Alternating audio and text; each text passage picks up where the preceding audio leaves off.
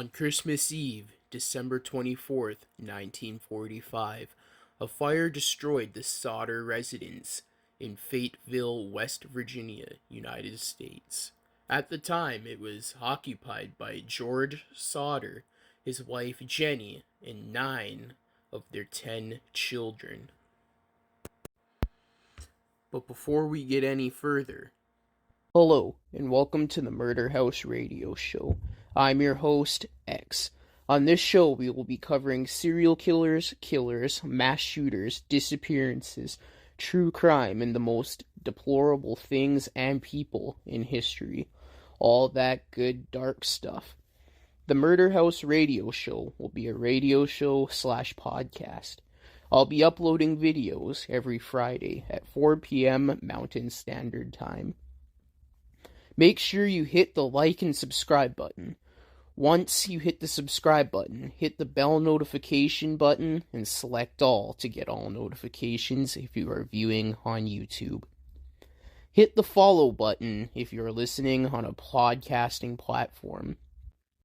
Please also be sure to check out the sources in the description below, as well as the social medias, which are all linked in the description. Also, please comment future video ideas you'd like to see covered on this podcast.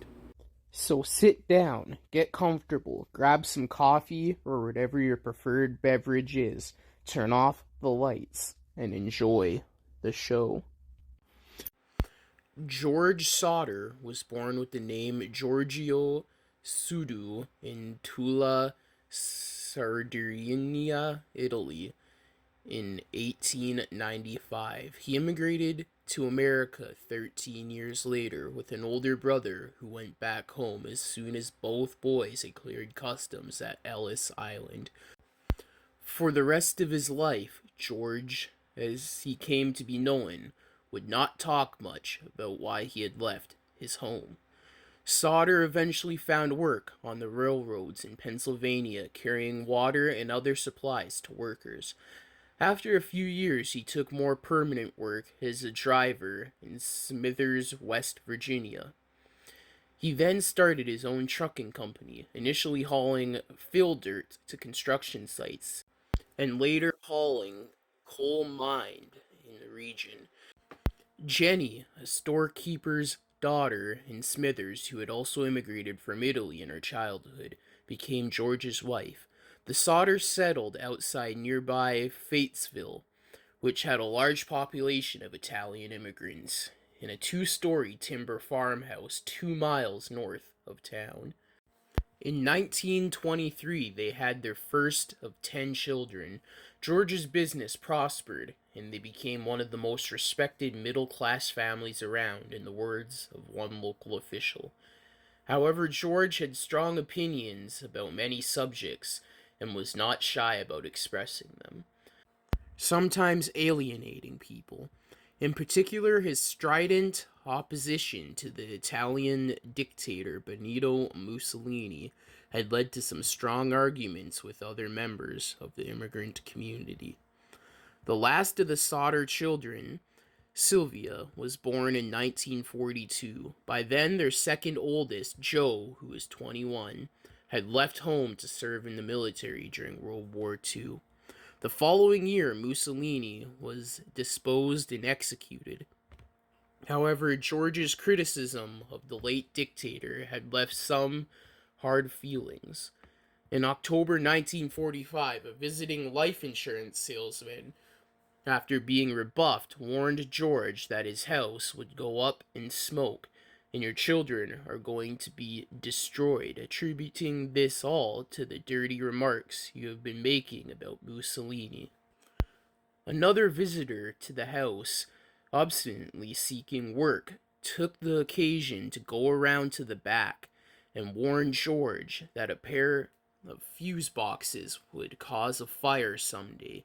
George was puzzled by the observation since he had the house rewired when an electric stove was installed, and the local electric company had said afterwards it was safe. In the weeks before Christmas that year, George's older son had also noticed a strange car parked along the main highway through town, its occupants watching the younger Sodder children as they returned from school. The Sodder family celebrated on Christmas Eve 1945.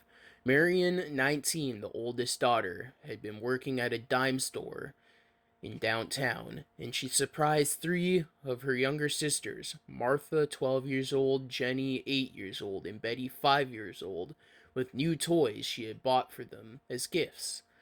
The younger children were so excited that they asked their mother if they could stay up past what would have been their usual bedtime.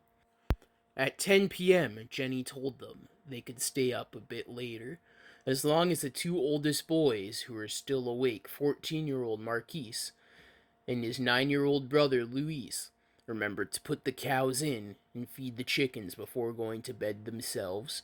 George and the two oldest boys, John, 22, and George Jr., 16, who had spent the day working with their father, were already asleep. After reminding the children of those remaining chores, she took Sylvia, too, upstairs with her, and they went to bed together. The telephone rang at 12:30 a.m. Jenny woke and went downstairs to answer. The caller was a woman whose voice she didn't know, asking for a name she was not familiar with. After the sound of laughter and clinking glasses in the background, Jenny told the caller she had reached a wrong number. Later, recalling the woman's weird laugh, she hung up and returned to bed. As she did, she noticed the lights were still on and the curtains were not drawn. Two things the children normally attended to when they stayed up later than their parents. Marion had fallen asleep on the living room couch, so Jenny assumed the other children who had stayed up later had gone back up to the attic where they slept. She closed the curtains and turned out the lights and returned back to bed. At 1 a.m., Jenny was again awakened by the sound of an object hitting the house roof with a loud bang, then a rolling noise. After hearing nothing further, she went back to sleep. After another half an hour, she woke up again, smelling smoke. When she got up again, she found that the room George used for one of his offices was on fire. Around the telephone line was a fuse box.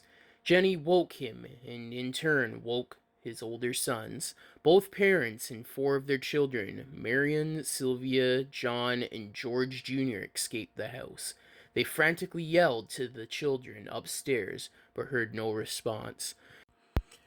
They could not go upstairs because the stairs themselves were already on fire. John said in his first police interview after the fire that he went up to the attic to alert his siblings sleeping there, though he later changed his story to say that he only called up and did not actually see them. Efforts to find aid and rescue the children were unexpectedly complicated. The phone did not work, so Marion ran to the neighbor's house to call the fire department.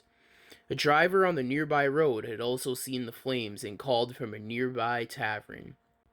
They too were unsuccessful, either because they could not reach the operator or because the phone there turned out to be broken. Either the neighbor or the passing motorist eventually successfully reached the fire department from another phone in the center of town. George, barefoot, attempted to climb the house's outside wall and broke open a window, cutting his arm in the process. He and his sons intended to use a ladder to the attic to rescue the other children, but it was not in its usual spot, resting against the house, and cannot be found anywhere nearby. A water barrel that could have been used to extinguish the fire was frozen solid. George then tried to pull both of the trucks he used in his business up to the house and use them to climb to the attic window, but neither of them would start, despite having worked perfectly during the previous day.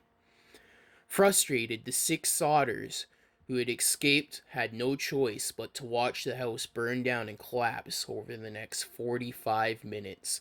They assumed the other five children had perished in the blaze.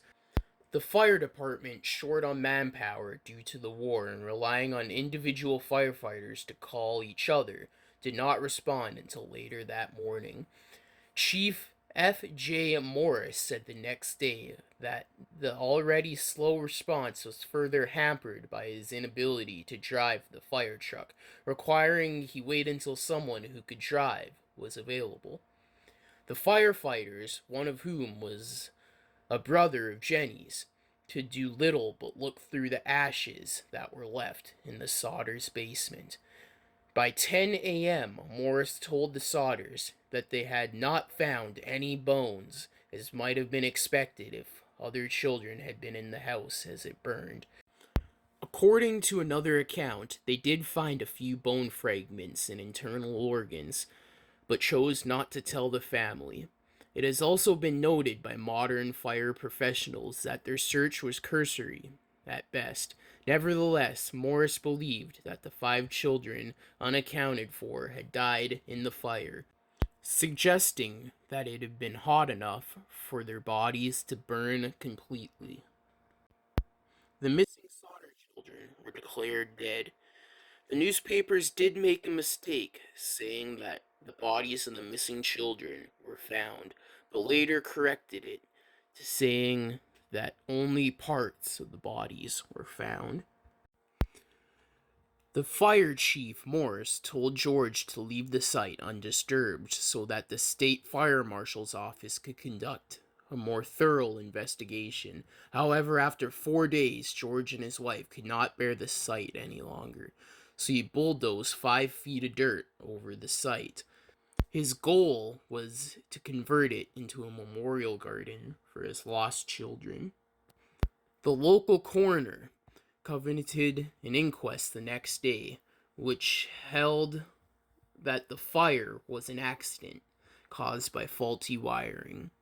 Amongst the jurors was the man who had threatened George that his house would be burned down and his children destroyed in retribution for his anti-Mussolini remarks. Now that's suspicious. That's very suspicious if I don't say myself. Eventually, the Sodder family began to move on and rebuild their lives, but they started to question all the official findings about the fire. They wondered why, if it had been caused by an electrical problem, the family's Christmas lights had remained on throughout the fire's early stages, when the power should have gone out. Then they found the ladder that had been missing from the side of the house on the night of the fire at the bottom of an embankment 75 feet away. A telephone repairman told the Sodders that the house phone line had not been burned through in the fire, as they had initially thought, but cut by someone who had been willing and able to climb 14 feet up the pole and reach 2 feet away from it to do so. A man who the neighbors had seen stealing a block and tackle from the property around the time of the fire was identified and arrested. He admitted to the theft and claimed he had been the one who cut the phone line, thinking it was a power line. He denied having anything to do with the fire, however. But there was no recording the identifying suspect exists, and why he would have wanted to cut the utility lines to the Sodder's house while stealing the block and tackle, he never explained. Jenny said in 1968 that if he had cut the power line, she and her husband, along with their other 4 children, would never have been able to make it out of the house. One of the daughters, Jenny, also had troubles accepting Morris's belief that all traces of the children's bodies had been burned completely in the fire. Many of the household appliances had been found, still recognizable in the ash, along with fragments of tin roof. She contrasted the results of the fire with newspaper accounts of a similar house fire she had read around the same time that had killed a family of 7. Skeletal remains of all victims were reported to have been found in that case. Jenny burned piles of animal bones to see if they would be completely consumed. None ever were. An employee of a local crematorium she contacted told her that human bones remain even after bodies are burned at 2000 degrees Fahrenheit, 1090 degrees Celsius, for 2 hours, far longer and hotter than the house fire could have ever been. The Sodder's truck's failure to start was also considered. George believed they had been tampered with, perhaps by the same man who had stole the block and tackle and cut the phone line. However, one of the son-in-laws said in an interview that he said they may have flooded the engines in their haste trying to start the trucks. Evidence soon emerged indicating that the fire had not started in an electrical fault and was instead set deliberately. The driver of a bus that had passed through the city late Christmas Eve said he had seen some people throwing balls of fire at the house. A few months later, when the snow had melted, Sylvia found a small, hard, green rubber ball-like object in a bush nearby. George, recalling his wife's account of a loud thump on the roof before the fire, said it looked like a pineapple bomb, a hand grenade, or some other incendiary device used in combat. The family later claimed that, the contrary to the fire marshal's conclusion, the fire had started on the roof, although by then there was no way of proving it. Other witnesses have even claimed to see the missing Sodder children themselves. One woman who had been watching the fire from the roadside said she had seen some of them peering out of a passing car while the house was burning. Another woman at a rest stop between Fayetteville and Charleston said she had served them breakfast the next morning and noted the presence of a car with Florida license plate in the rest stop's parking lot as well. The Sodders hired a private investigator named C.C. Tainsley from a nearby town of Gully Bridge to look into the case.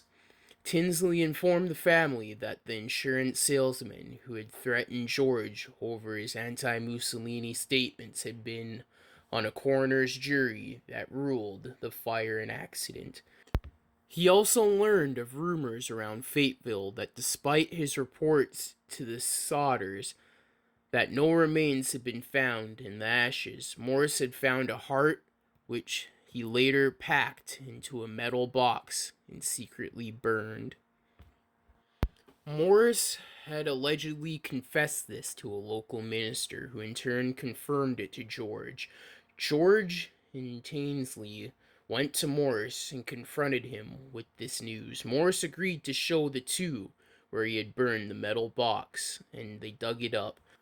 They took what they found inside the box to a local funeral director, who, after examining it, told them it was really flesh from beef liver that had never been exposed to fire.